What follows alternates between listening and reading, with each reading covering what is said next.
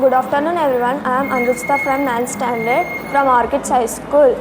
A classroom should have the clean air and comfortable noise level for students to learn easily.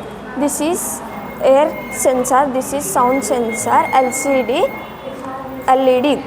When the gas levels increases in the classroom, it indicates in this and give alert. When the sound sensor increases, it shows in this and give alert. Applications. Low application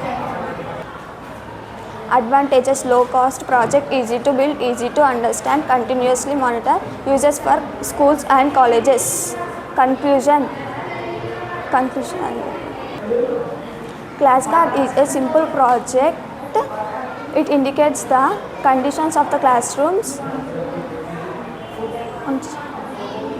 Thank you.